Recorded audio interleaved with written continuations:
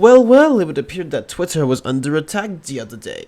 And now, you might be asking yourself, oh, does that mean everybody finally went outside and, didn't spend all day arguing with people behind a screen? I I wish that was true, but unfortunately, I cannot tell you.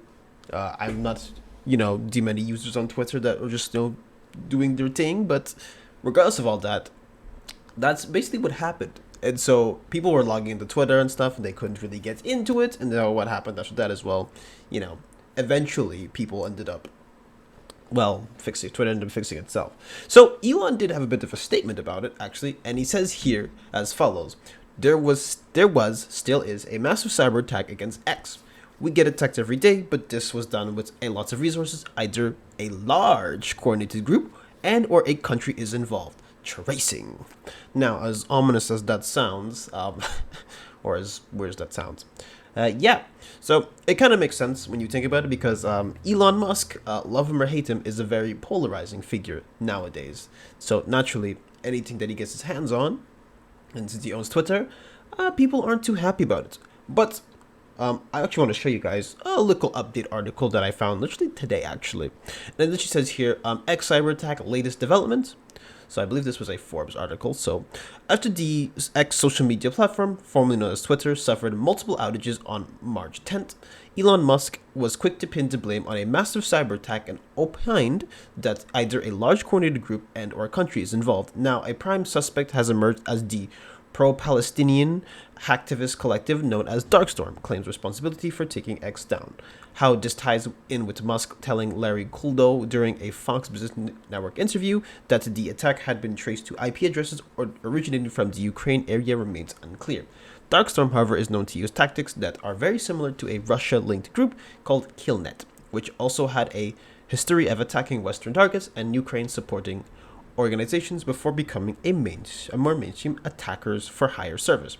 Darkstorm itself was first observed in 2023 and has attacked NATO countries, Israel, and the US with large-scale DDoS campaigns as well as ransomware attacks. So, and then moving further, it says here, attributing cyber attacks is inherently complex, a security expert says of XDDoS.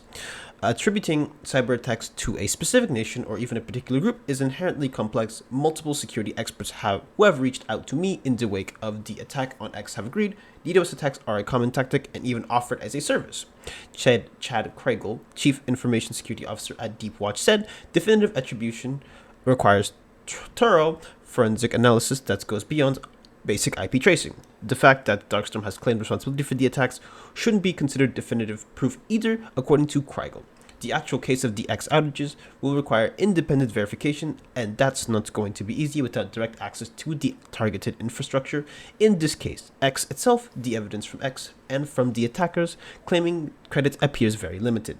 J. Stephen Kowski, Field Chief Technology Officer at /net Email Security Plus, said, whatever, according to Tom Parker, Chief Technology Officer at NetSPI, the magnitude of this incident strongly suggests the involvement of a sophisticated threat actor, be that nation state or hacktivist in nature. We must acknowledge that attributing an attack of this scale is notoriously difficult. Parker concluded, precisely because adversaries are highly adept at concealing their tracks. One thing that Parker was very clear about is that we should all be extremely cautious about pointing fingers and saber rattling without clear and compelling evidence to demonstrate capability, motive, and likely benefit for the party involved. So, long story short, this Darkstorm group has allegedly been the ones who are claimed to be the ones who did the attack on Twitter. But however, what if I point to you something else that's a bit more interesting? And that is a thing called Anonymous. But before we go into that, actually, I do want to explain what a DDoS attack is. So here's the official definition I have for you, where it says here, a distributed denial of service attack occurs when multiple systems flood the bandwidth or resources of a targeted system, usually one or more web servers. A DDoS attack uses more than one unique IP address or machines, often from thousands of hosts infected with malware. So in case that sounds like a lot of, you're just like, what does that even mean, Ashi? What are you talking about? Essentially, it's like this, okay? Say you have your house, okay, and your house gets mail. So on average, you might get maybe one package, and you can look at your package, and then it's okay. Well, I ordered these shoes on Amazon. Next. However, what happens if you get 100 packages, or you get 1,000 packages? You have to basically sort through every single package that is available over there. And guess what? That is essentially, in essence, what a DDoS attack is, or a DDoS attack is. Basically, you're getting flooded with a bunch of different stuff, and the system literally can't handle it, so it shuts down. That's what it is. So yeah, now that we're all on the same page, I do want to point to you guys to these people known as Anonymous. Now, Anonymous is a bit of a weird hacker group because there's so many different iterations of them. So naturally, it's a bit hard to trace who exactly it is or which iteration these guys are. Unfortunately for you guys, I don't know. But however, there is a bit of a website that I have for you guys. And it says here, Anonymous Operation Dreadnought. We are here to fight against fascism that has taken root in America. They spelt it wrong. Oh my god. Guys, if you're going to be an activist, at least spell it right. The Republican Party, MAGA, Trump, and Musk are imbeciles who are drunk on power and get off on trampling down others. The American people are suffering for it. The world is suffering for it. These are some of the worst people on the planet, hell-bent on destroying it and everyone on it. They lack morals, empathy, common decency, and any sense that we are a community. They are not kings. They do not speak for the people. They will be removed. We are Anonymous. We are Legion. We do not forgive. We do not forget. Expect us. Now, it gets even more interesting, actually, because they actually have like a list of different organizations that I don't like. But I do want to also point out to tips they have for safely protesting. It says here, be sure you are prepared for when you are on site and protesting. Be safe. Change the world. Weather and dress. Hydrated and charged. System. De-escalation. White allies roles. Protection. Act as a barrier between marginalized protesters and potential aggressors. Amplify voices, listen more than you speak, and ensure marginalized voices are heard. Support leaders of color, follow the direction of leaders and from marginalized communities, and avoid taking the lead. Safety at the protest, stay vigilant, expect law enforcement interaction, disperse orders and know your rights, documentation, arrest protocol, searches, all that stuff. We are here to fight against the fascism that has taken root in America. And if you even go even further down, you also have like digital disruptions and protest resources. They even give you all that stuff. So you might be asking yourself now even more. It's like, man, these people are pretty hardcore when it comes down to it, because you have groups here doing like, okay, well, we're not happy with the presidency, so we're gonna go DDoS Twitter or X. I hate calling it that. And I won't really get into the nitty gritty of how effective that is, because that is not the purpose of this video. But the point is that whenever you have people who are polarizing, you will eventually have people who will, stand out and try to protest against that, whatever they foresee. So going back to what we learned about Darkstorm, it turns out that, recent controversies and recent actions within, Israel-Palestine have basically launched these people being like, okay, we want to go after like Elon Musk, for instance. Maybe going after Twitter will be one of the ways that we can combat it, at least from what I am understanding. So that's where we are now. But keep in mind, though, Anonymous has had so many different iterations that I don't even know which one is which. Because technically speaking, anybody with a mask can claim themselves to be anonymous, because that's the whole point. You're just anonymous. So, yeah, a lot to take in. But I actually do want to point you guys something. And you might be asking yourself, how is it possible that, an organization like this could, DDoS something like Twitter, which has so many different backends and blah, blah, blah.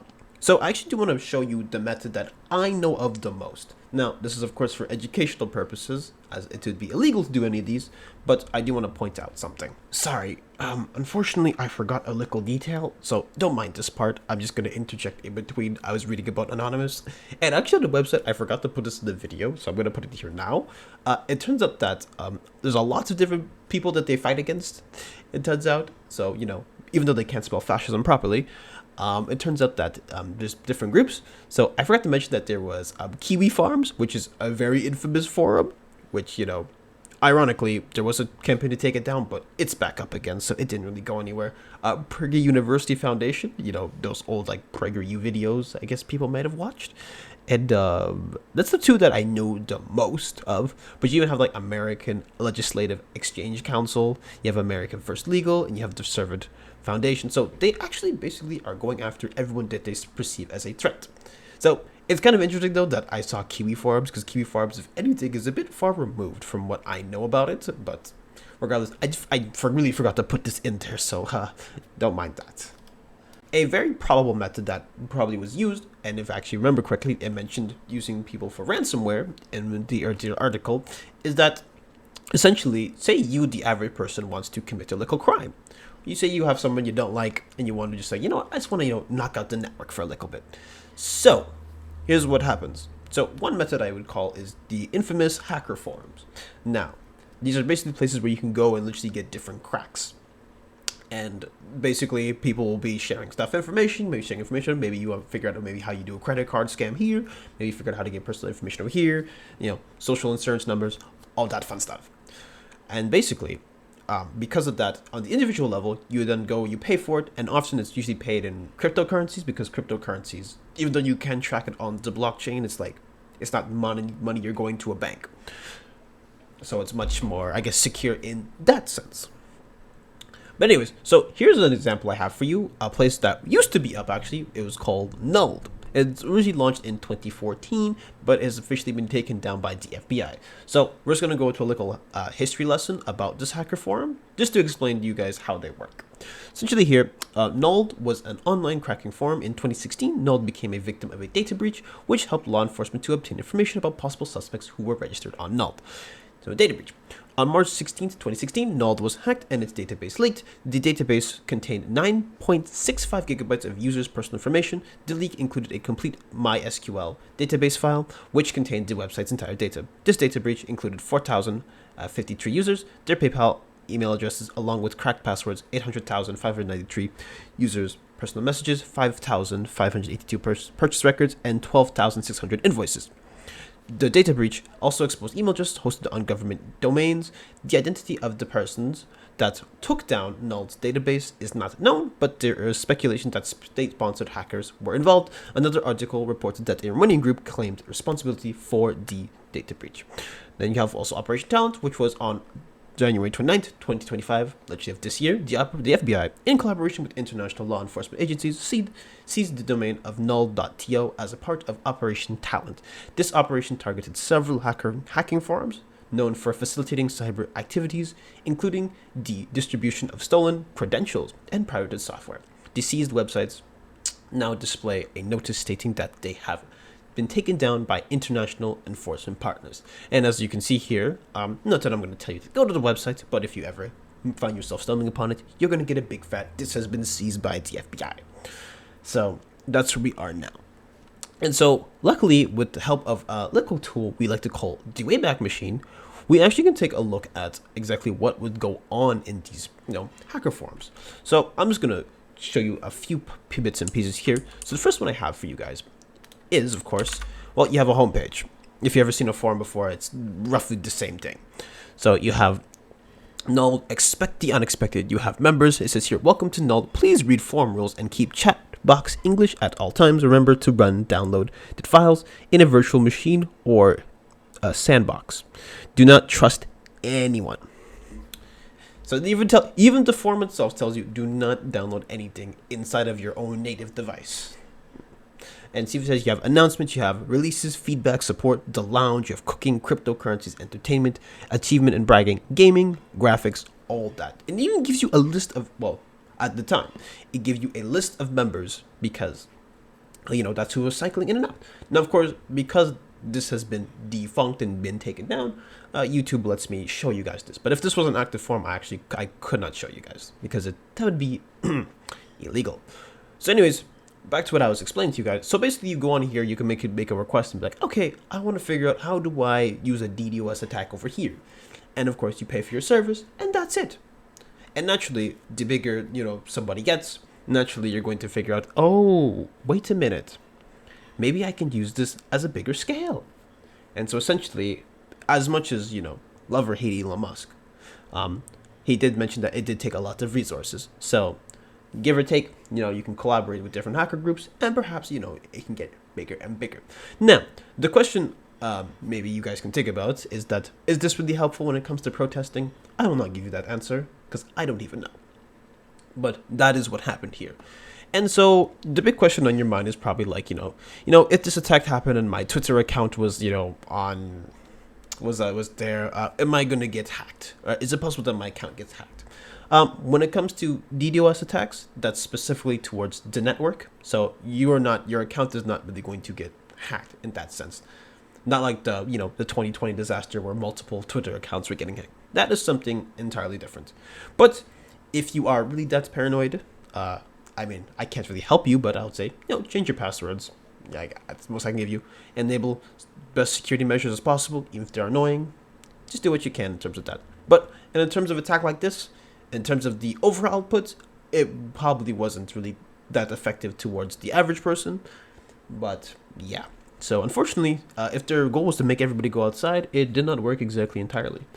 Twitter is still Twitter. But anyways, yeah, so I just wanted to go over that because I thought it was pretty interesting how it happened, because I literally used Twitter to go and check for like clips and stuff for videos. And so naturally I was trying to look, and guess what happened? Twitter was down. So you can imagine how I was like, oh, what's happened here? I checked on my phone, it was down, my computer was down, and then I got the infamous, oh, Cloudflare wasn't working. But anyways, yeah. But anyways, that's basically it for this video. So if you enjoyed this video, make sure to like, comment, and subscribe. And follow my socials in the description below. But yeah, Twitter was hacked. Pretty interesting stuff to say. So yeah.